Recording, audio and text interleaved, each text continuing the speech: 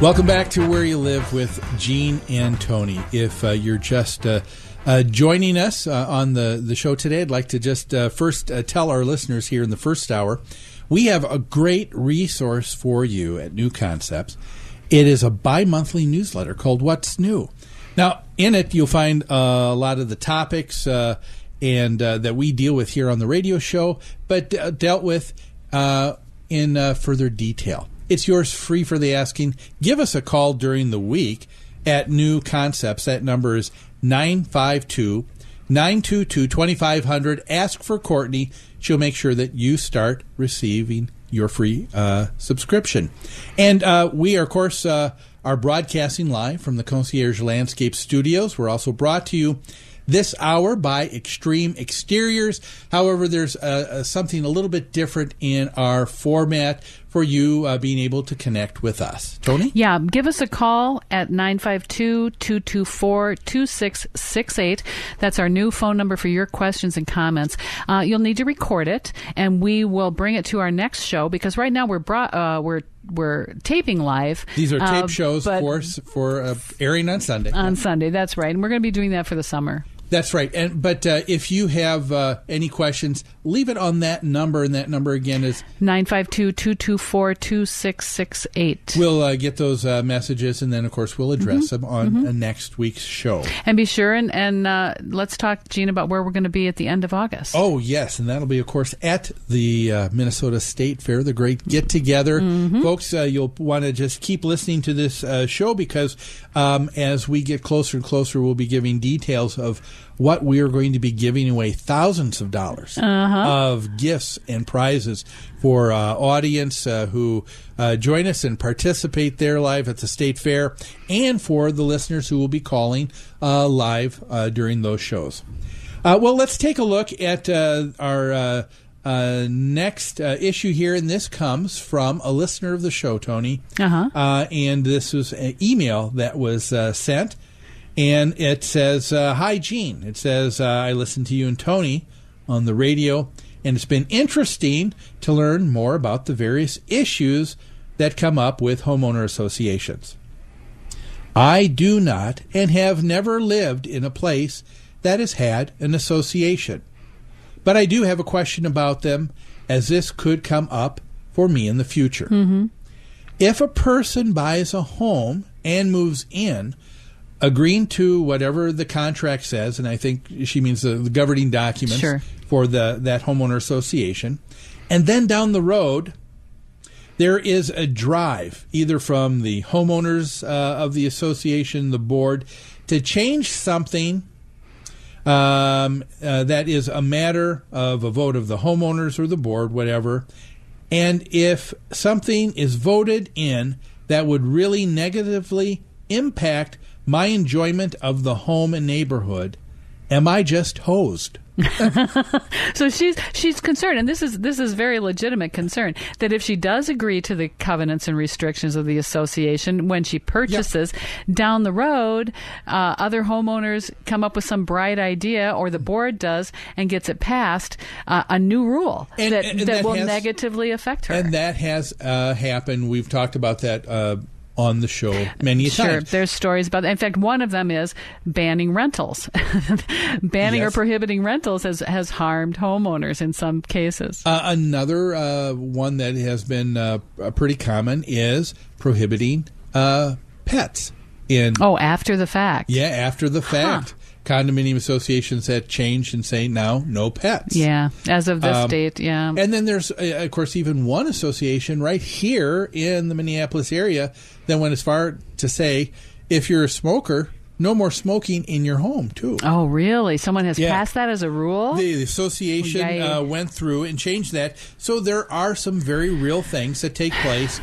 But typically there'll be other things. I think I mentioned on the show months and months ago, my first experience, Tony, in a condo was with an association that had underground parking. It had the outdoor pool, the jacuzzi, the exercise room, the sauna. Well, the jacuzzi, the hot tub needed repair, but the people on the board decided that they didn't want to repair it, so they just let it go. Yeah, well, so you've lost a major amenity. Now I lost an amenity. One of the reasons I bought there and loved living there was actually using that. And you know what? That would affect the value of your property. Yeah. If amenities were gone. Now, she said, if this happens, do you either comply or get out? Are those your only choices? What would you say, Gene? Yeah. I would say yes. Those are those are your choices. Yes, and this is from Mary. Mary, yes, I would agree with you. You have rightly, I think, ascertained what we've talked about the here. crux of one of the issues, anyway. Well, we've talked about here on the show. Things may change. Now, we also often give advice as to how you can be involved in your homeowners association and how you can be a voice for your opinion. It's rare, I think, where something changes so dramatically that it's going to change your quality of life. That's a rare instance. And if you are involved in your association, you're going to have a say in what goes on. Yeah, and I think that the maybe the distinction to make here too, Tony, is that when we say that are the two options to comply or get out, that would be truly the case if you're talking about a true majority of the homeowners have gotten together and through the annual meeting, and in the case of rentals, have said we want to have these prohibitions, and they go through the process of changing the governing documents.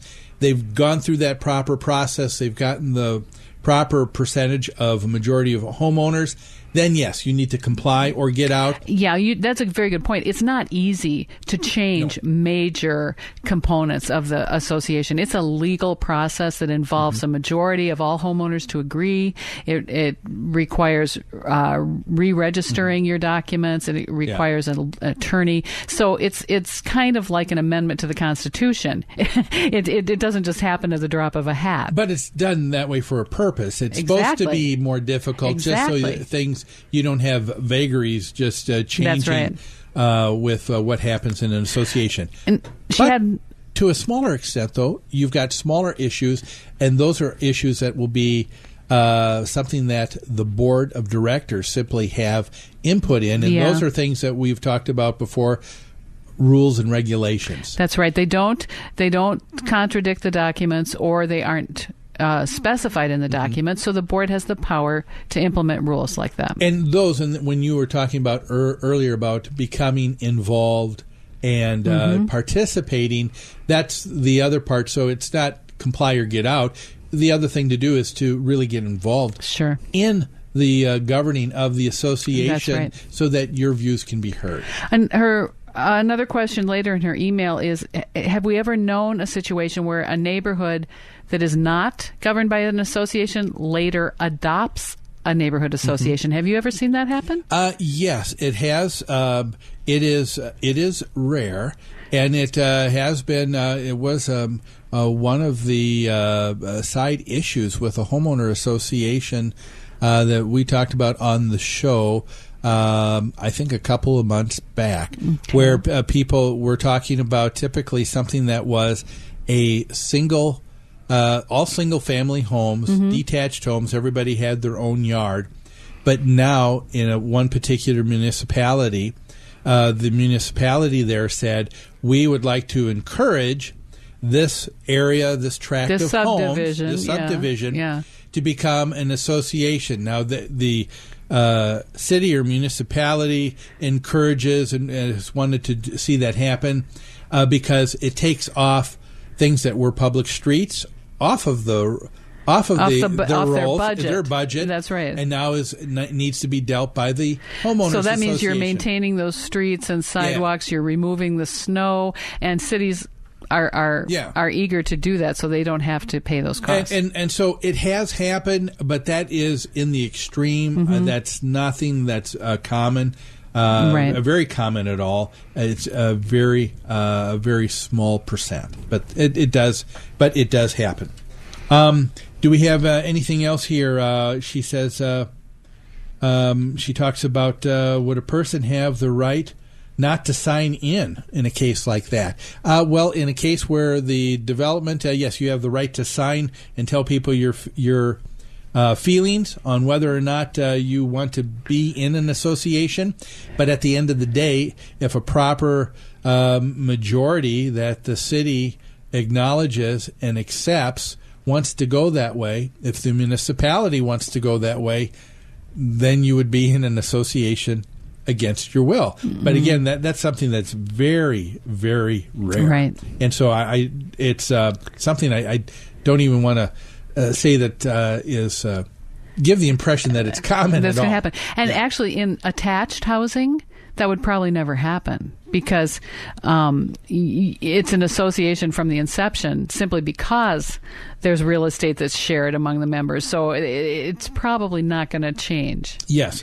But the bottom line, though, Mary, is a homeowner association can be a very great place to live. My wife and I, this is my second experience living in a homeowners association. And so I obviously find it to be something quite nice. But you need to know what it is that you're getting involved with before you sign on the dotted line. That's right. And we have a story, an item later that we may get to in this show that talks about that, doesn't it? Yes. About the trade-offs. Yes.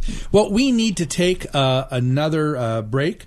But when we come back, we want to deal with an issue that is dealing with a condominium association in Florida, the Dolphin Towers.